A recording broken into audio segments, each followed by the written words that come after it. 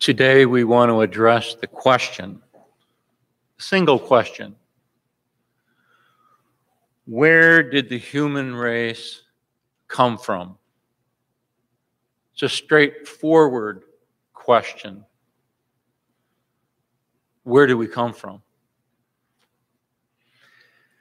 As we think about that, today we also know that there are many things on our mind. We live in a technologically advanced society where we are bombarded in an overload with information. Today, we still experience a worldwide COVID pandemic that all of us hope that will end someday very, very soon. Today, young people are statistics share, are increasingly becoming depressed. Today, medical workers exposed to the onslaught across our country of the overcrowding of the ICU units are having to find a way in which to cope with the human suffering and difficulty and death that is on the increase. However, yet today, in the midst of all that, the U.S. economy with the government stimulus is thriving in the United States of America. So many do not have the time to answer the question, where did the human race come from? They don't have time to put the brakes on life, to have the luxury to stop, disengage, and reflect. That is a luxury. Consider, though, there are times and periods in life in which the brakes get put on our life, if we like it or not. The brakes are applied, and life questions emerge in our mind. Times like a new baby is born, and the parents wonder, what in the world am I going to teach this child about the meaning of life? A great life question. Someone is in the process of dying. The family around them is in the process of facing death. And the brakes are applied to life. And questions, great life questions, emerge out of nowhere and come into the front screen of our mind. Where did I come from? What does life really mean? Was there a purpose in life? Is there something after this life? The brakes can be applied in our life, and suddenly we halt when a loved one dies. And we stare at mortality, being mortals, having a beginning and an end. Where did mortals come from? Where did human beings come from? And the converse question is, when life ends, what happens? What next? Today, we're going to start a series on life's great questions.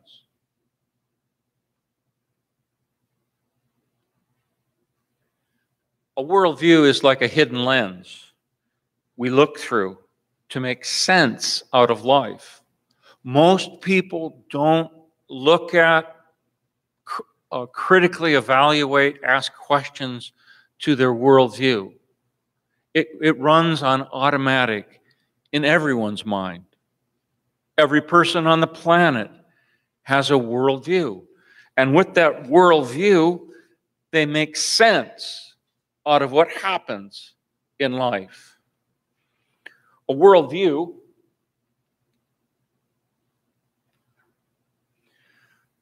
James W. Sire, in the book The Universe Next Door, says a worldview is a heart spiritual orientation more than a matter of the mind.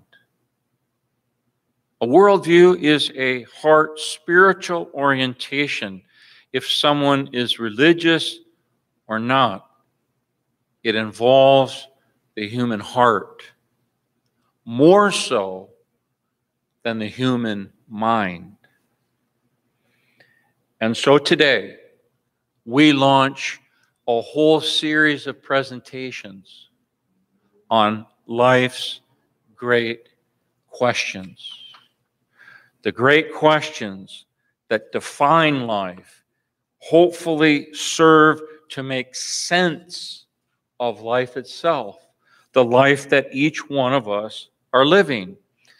And so, we start with the first fundamental, basic question. It's not a trick question, but it is a thought-provoking question. And that question is, where did humans come from?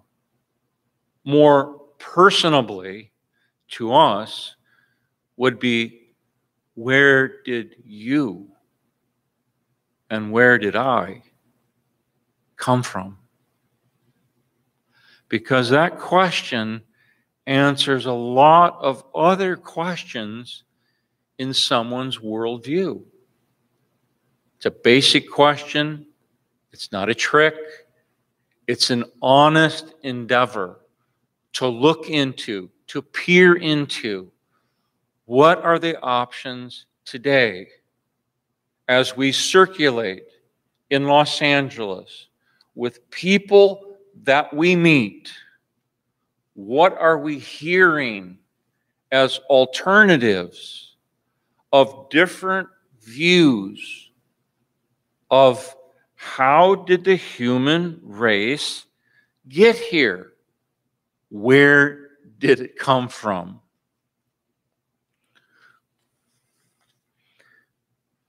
So today, I'm going to ask you that are here live, and along with those participating on YouTube, I'm going to ask the question, where are you hearing from others, yourself?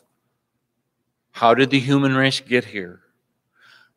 What I'm going to do is I'm going to ask you to respond, then I'm going to repeat that, what you share, and then our slide in the back is going to go away, this slide right here, and in the back, in our audio-visual area, they're going to write down the different views that you come up with.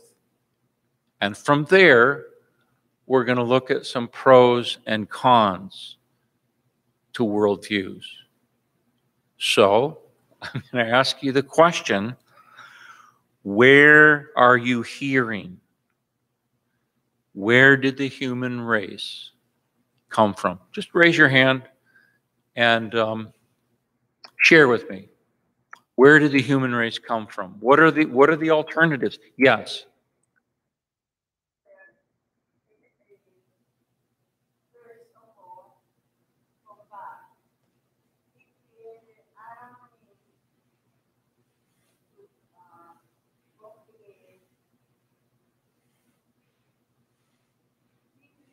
Adam and Eve to procreate. It says fill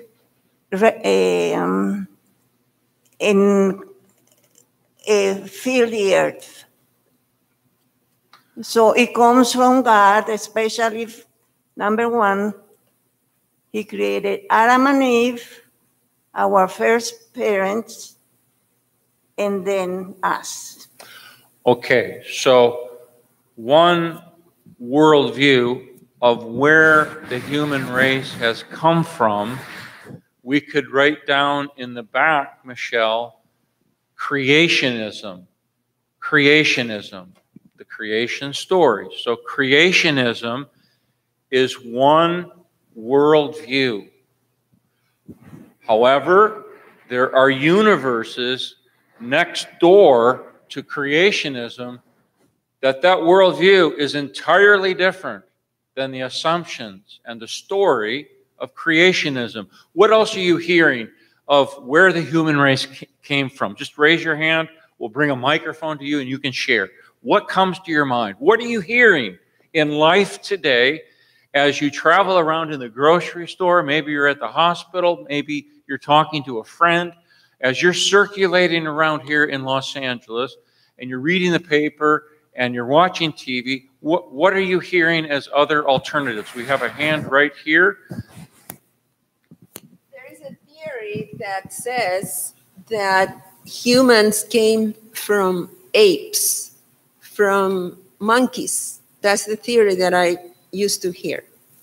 Okay, so this is the reference to a whole nother universe or worldview, and we could label this universe or this worldview as what is called naturalism /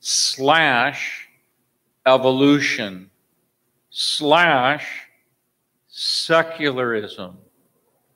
This is a particular camp of another way to make sense, a lens to look through to make sense out of what it means to be a human being. So Michelle, if you just want to write down on the paper, naturalism / evolution. Got it, thank you. Okay, what else are we hearing? Yes, please. Of where we came from as a human race. I just recently heard a lecture on this. The topic was about humanism, and it seems that many people in our country today, world, I could say, are humanists. They believe in humanism, and with that system, they believe, like Marcy was saying, they believe in evolution as a way that people arrived here. Unfortunately, they look at the Bible as being a series of fables, and they don't put any faith at all in what the Bible says. You're absolutely right. So what we could do, Michelle, is we could put next to naturalism / evolution / humanism. They're all in the same family. Different implications, different presuppositions, but the same basic family of a universe to live in, to interpret what life means and why things happen in life. What else are you hearing out there, or what else have you heard? Because there's more out there. There's more out there here, especially on the West Coast. There's other worldviews. What other worldviews are you bumping into? Way in the back.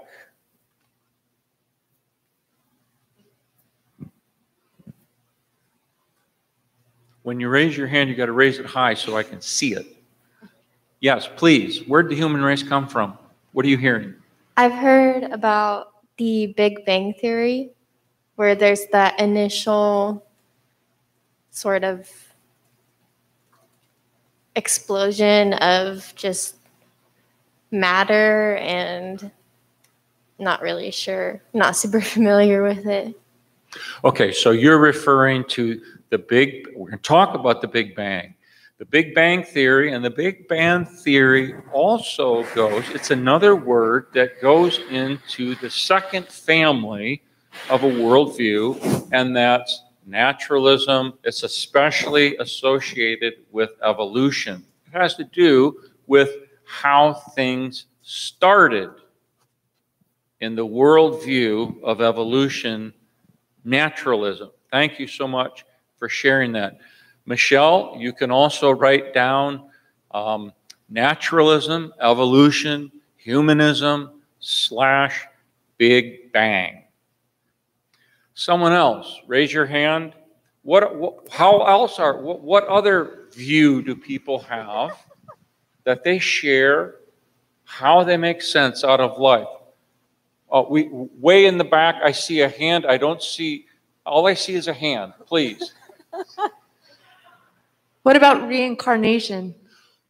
Okay, so now we have an Eastern view, an Eastern worldview, especially here since we live on the West Coast and the far East and East is over the Pacific Ocean.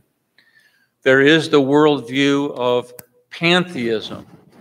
Pantheism / what that involves / is incarnation. Excellent. What else are we hearing? We have another hand right here. Oh, this one sounds far-fetched, but from a single cell. What was that? It sounds far-fetched from a man derived from a single cell. Okay, so again, excellent. Yes, people share this, and this goes in the second camp of naturalism, evolution, the Big Bang worldview. So we're going to come back to that. Excellent. Yes, please share. Evolution again might be the same, but like an organism that washes up on the shore and evolves. Yes. So again, we have the reinforcement of the worldview of evolution as a way in which to look at and interpret the world. Do we have any other hands? I'm going to put one on there too, and that is, I don't know. I don't know. It's a pretty popular answer of, I don't know how the human race got here. Yes, please. This is another far-fetched one, but some people may think that we were planted here by people from other planets, that we're, started the human race here and came down from other planets. So another view is that the human race came from another planet and human beings were placed on this planet. So for that one, Michelle, we'll put down extraterrestrial. What's that? Extraterrestrial. Extraterrestrial is how the human race came about. Anyone else have a hand you want to throw into this variety of real ways in which people have a lens that they look through and they interpret all of life, everything that happens through that lens? And these different lenses are actually like someone lives in one universe and the next person with a different view. The creationist lives in one universe. The evolutionist lives in another universe. The pantheist lives in another universe. And the extraterrestrial person lives in another world, because they're answering life's great questions, knowingly or unknowingly, in vastly different ways. And that's what we want to look at honestly, with integrity, with authenticity, to lay out several different worldviews and honestly look at what this does. What does it mean to look through that lens or to be in that universe? So, Michelle, now if you can put the slide up. Here's our list. Where did humans come from? Creationism, Adam and Eve, evolution, naturalism, secular humanism, the Big Bang Theory, pantheism, reincarnation, extraterrestrial, and just someone saying, I don't know. I just don't know. So today, because of time, we have a limitation of time. We're going to look at two different worldviews. They're the first two that came out. One is the second one that came out today is naturalism, which is evolution, secular thought today. That's one. And the second one, worldview we'll look into, lens, is creationism. And first we're going to start with humanism. What is going on with the worldview that we call humanism? Where did the human race come from is our question. My first story is this. It happened yesterday. I spoke to a medical professional. And because the person was a medical professional, I asked them, I said, because you're a medical professional, you know how complicated and sophisticated the human body is. You know a lot more about it than me, but even I know, as a lay person looking into the anatomy of the human body, I know it's very sophisticated and complicated and interdependent with itself. And so I asked in person a medical professional, where do you think the human race came from? And the answer came back, I don't know. And then a very tentative answer came out with a question mark behind it. Evolution? And so then I asked a second question. In honesty, I wasn't trying to debate someone. I wasn't trying to engage in an argument. I was trying to understand. And I said, as a medical professional, then how do you explain the complexity of the human body? And the person responded. And they said, I would really have to think about that for a long time. I don't know. And I thank the person for their honesty in answering my two questions. I also talked to a second person yesterday, a medical professional. Right after this medical professional, I asked them the same honest question. I asked them if I could ask them a question, and they said yes. And I said, you don't have to answer this question. It's a sincere question. Where do you think the human race came from? And the person answered and said, I don't know. And then they said, with a question mark, evolution. And so I asked my second question. I said, well, then explain to me the complexity of the human body. Then the person said, wait a minute, I'm really not a medical professional. I am just a scheduler, and so I don't have a lot of training and education to answer that question because I don't know. And I said, okay. I said, I guess you're off the hot seat with the second question. She said, exactly. And I thanked her for her response.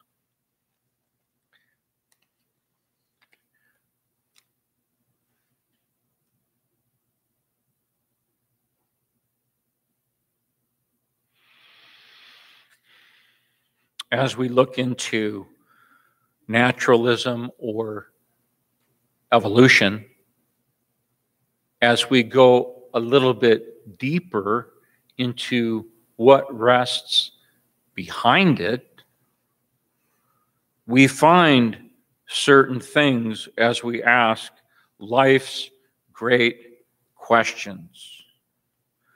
What do we find? We find in the worldview of evolution, naturalism, we find that there was space and time.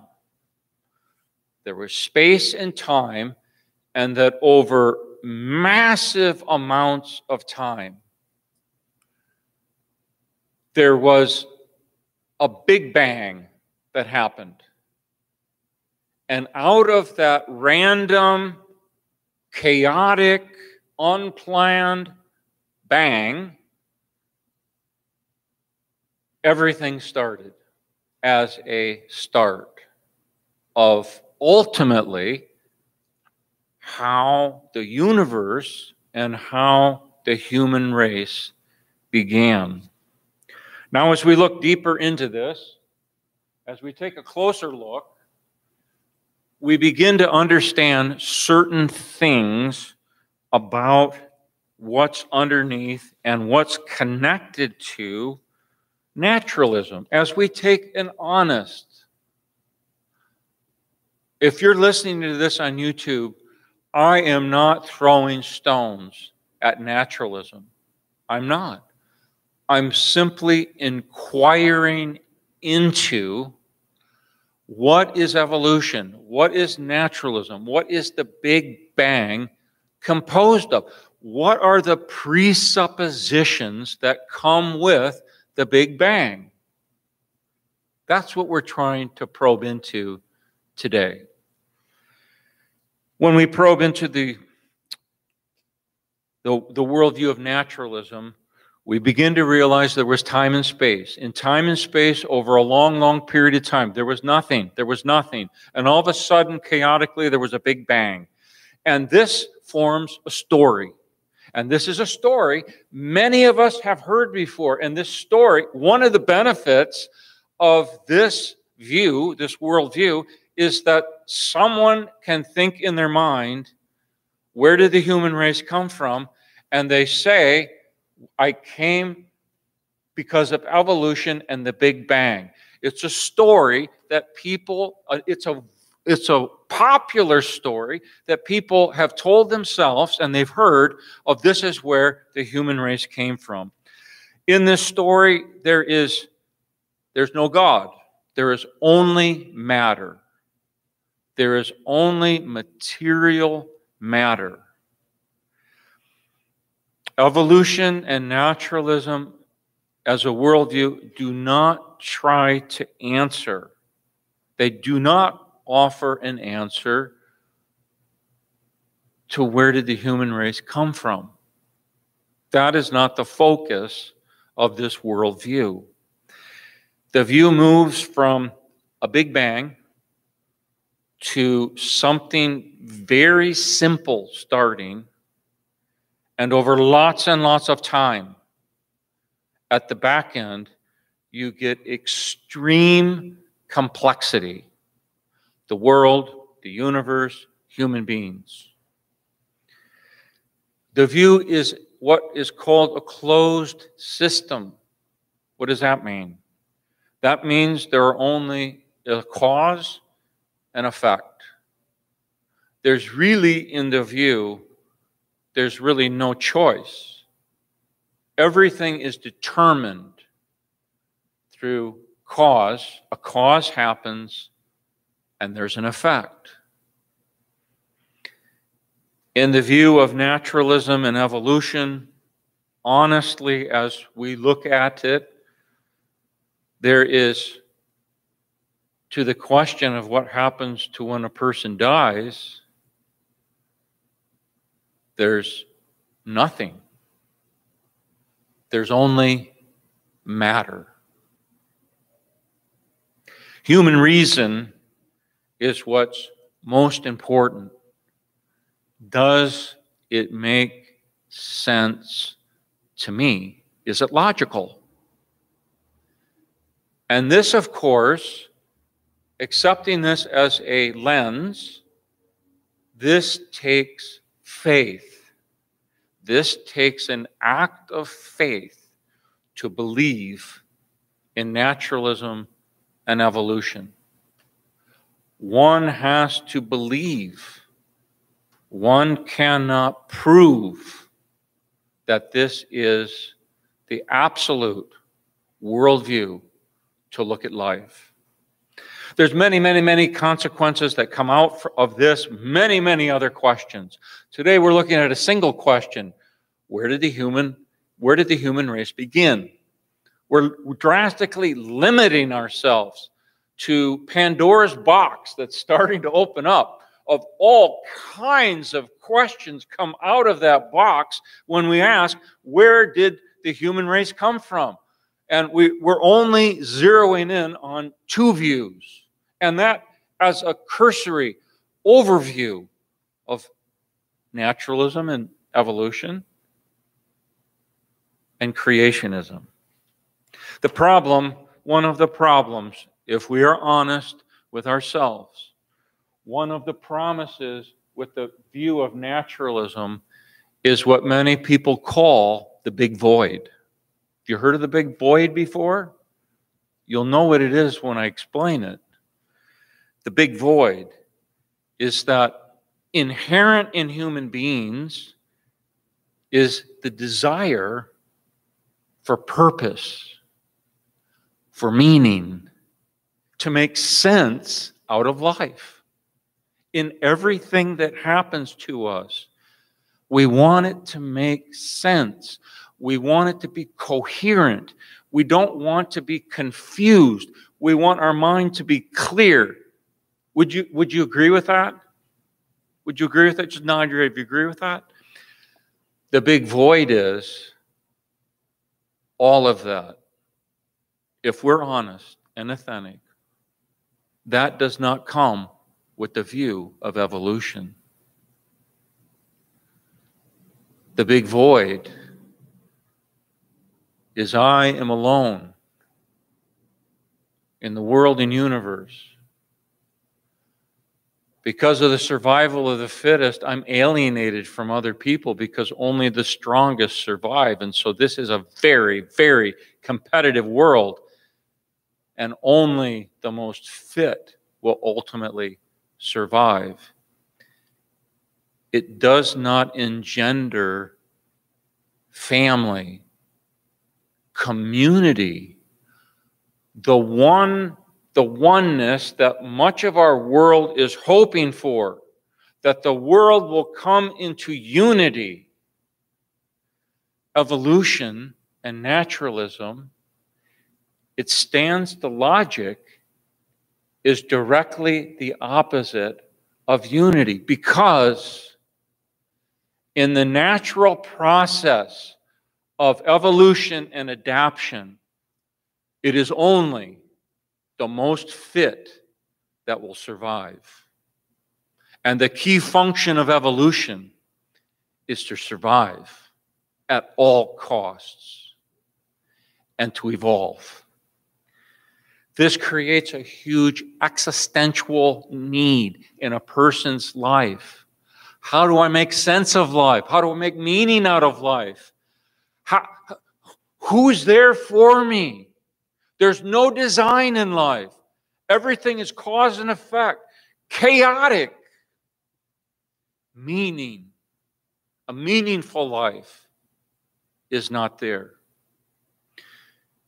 Many people who at one time, to be honest, believed in creationism and for whatever reason exited out of creationism, feel this deep void in their life that at one time, hopefully or logically, was filled, but now the void is unfilled.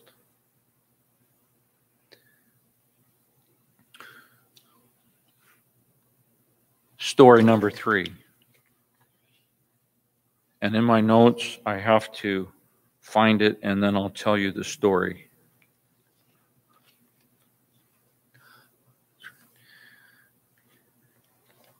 Story number 3. This week, real story, unembellished. My neighbor next door, he's from France. We've become friends over time. And along the side of my house that faces where he's living, it was a disaster. And so I dug all these different plants. There were wild tomato plants growing in there. There was a tree. It was scrub, and I tore it all out. And then I put in lots of soil, and then I made it beautiful. I planted a bush that's got white and red flowers on it. I planted some white vinca plants, and then I took from one part of my house to another place these bulbs that grow that have white flowers on them. And so when he was out, I said, you know, I'm doing this for you because I don't see this, but you look out your window and you see this, and I want to be a good neighbor to you, so I've created this beauty for you to see. And because he was from France, especially, the French typically love the beautiful. So he was very happy. So just a few days ago, I saw he was outside. I went outside to let my dog go to the bathroom, and then I saw my neighbor outside. So I walked over to my neighbor, and we started to talk, and I asked him what he was doing, and he was building something. And then I asked him, I said, hey, could I ask you a question? I said, I'm doing a presentation on life's great questions. Could I ask you one of those questions? He said, sure. No problem. Stopped what he's doing. Sure, ask me the question. I said, here's my question. It's not a trick question. I'm not trying to fool you. I just sincerely am trying to hear how you see this. I said, how did the human race get here? He said, Greg, that's the wrong question. I said, oh, really? He said, yeah, that's the wrong question. And the other wrong question is, where's the human race going? He said, those are the wrong questions. He said, the real question is, and it's as if he was thinking about this. It was on the tip of his tongue. He didn't have to think and pause a long time like the medical personnel were thinking. He immediately responded in the instant, in the moment. He said, the question is, what is the purpose of being a human? What is the purpose of life? So I said, okay, what is the purpose of human life? And then he proceeded to tell me a story about the Egyptians and why the Egyptians mummified the Pharaohs. And he shared with me a theory of the Pharaoh was mummified so that the soul of the Pharaoh didn't have to go back into his body, but could go to the next level of life, the spiritual world. So I said, oh, the meaning of life is kind of like pantheism, going to another life. He didn't respond, but then he freely offered to me, standing there as his neighbor, as his friend, sincerely asking him the question. He turned to me and he said, Greg, to answer your question, I don't know where we came from. I don't know where we're going. And I don't know the purpose of life. But I am preparing myself that one day in this life, I will come to realize what is the purpose of life. I thanked him for his response, and I asked him, could I come over and ask you some more great questions about life? He said, sure. And I left. Fourth story. Yesterday, I ran into another health professional. And so I asked this health professional who knows all about the human body, much more than I do, the complexity of the human body. I asked this health professional, could I ask you a question? Yes. Where did humans come from? She said, do you want the biological answer? I said, well, I want your answer? And she said, well, according to biology, evolution. I said, okay, but what's your real answer? And she said, I'm Catholic, and I believe that in 6 days, the Lord God created the heavens and the earth, and on the seventh day, he rested. We came from God in creating Adam and Eve and the creation story. And I thanked her for sharing the window, the view that she looks at life. We're going to look at that view and pivot to it now of creationism. It's called creationism or theistic creationism.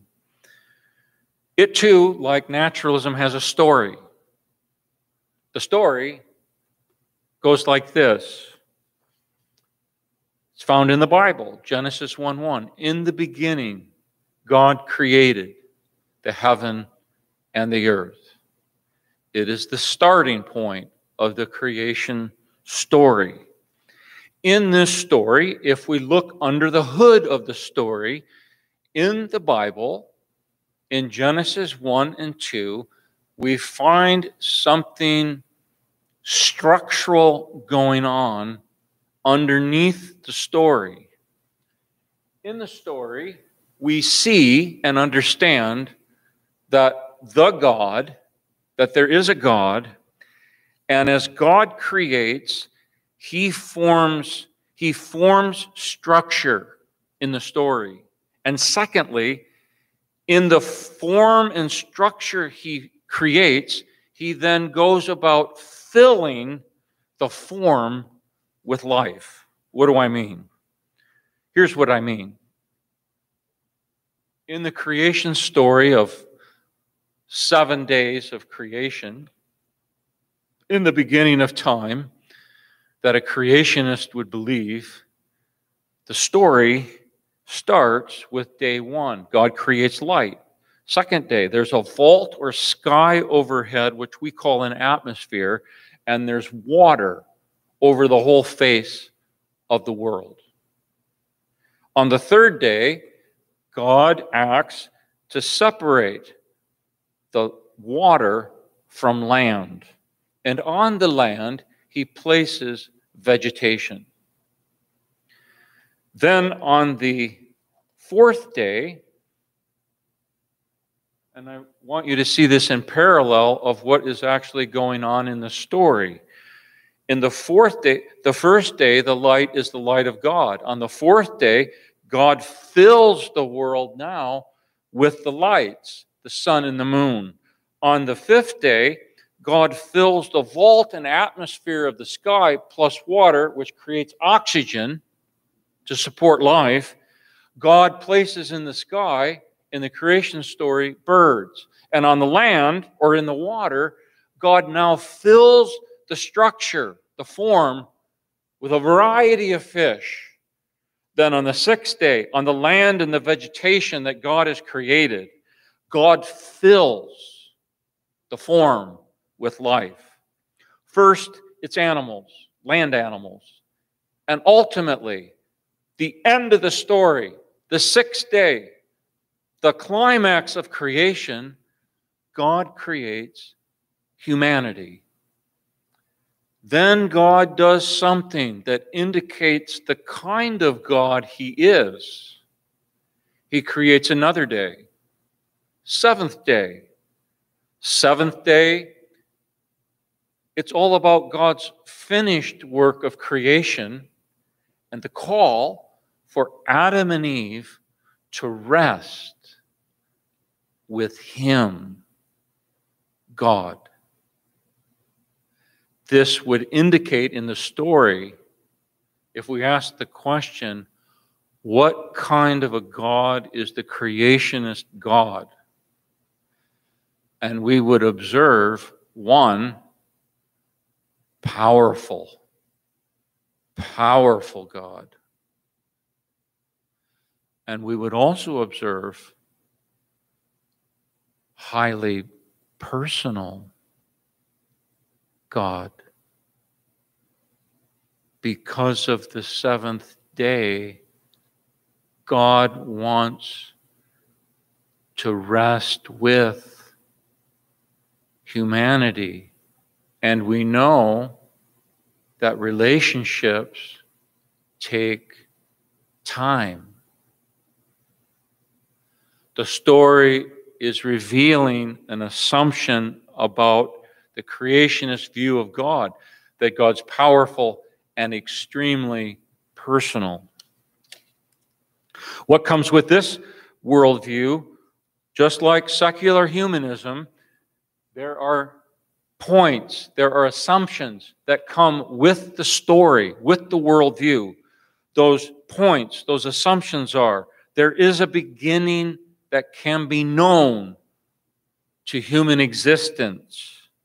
It is a known story, just like evolution, the creation story. In the story, God Himself overlays the beginning with designing and working with matter. It offers an answer. Where did we come from? It starts with design, and it starts with complexity, and it continues with complexity. Very complicated subsystems of the earth are created for man to show up on the sixth day. It's an open system between cause and effect, because in the story, God gives human beings between cause and effect choice. So the cause doesn't create the effect. There's something that rests between cause and effect. It's human choice. And then the story presupposes that there is beyond human reason how we know things. God reveals Himself through nature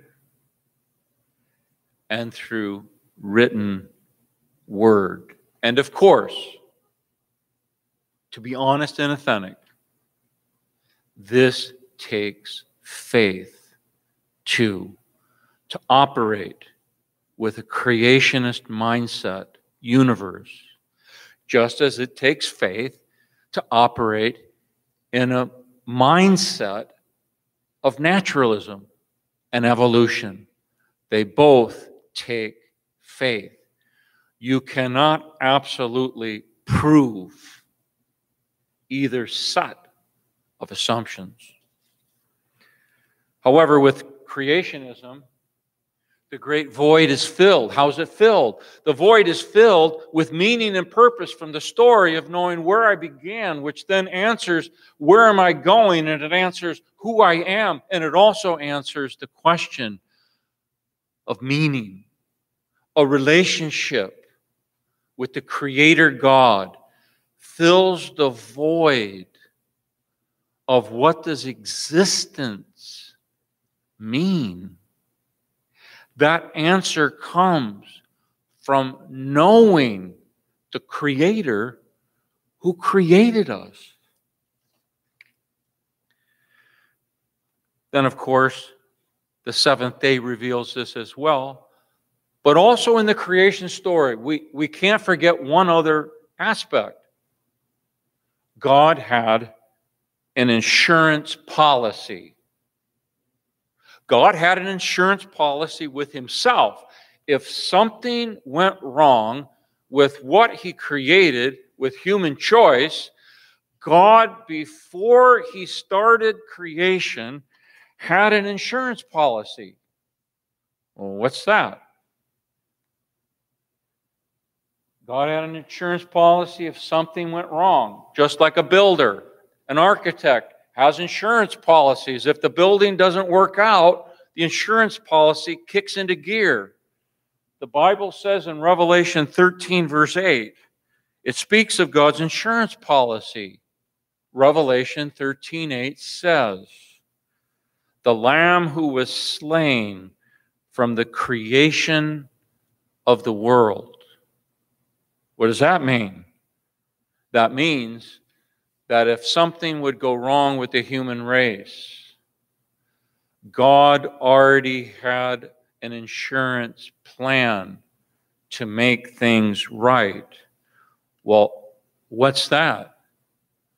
God, in the creation story, would send himself in the form of a person, innocent like a lamb. And God would take, incredibly, it's the greatest scandal ever. It's scandalous to think this way. God would take all human brokenness, alienation, despair, searching for meaning, evil, brokenness, brokenheartedness, evil. God would take all of that and he would place it onto an innocent-like lamb person. In the Christian worldview, Jesus. And Jesus, God, would die. Die, raise again, and then offer new life to human beings. That is God's insurance policy.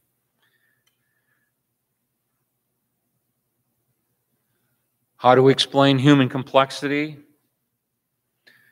Naturalism says, you know what? Evolution says,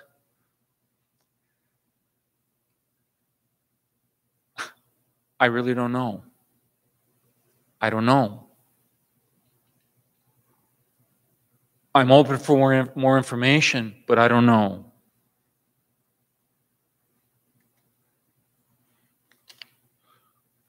I have a last story I want to share with you today as we look at where we began.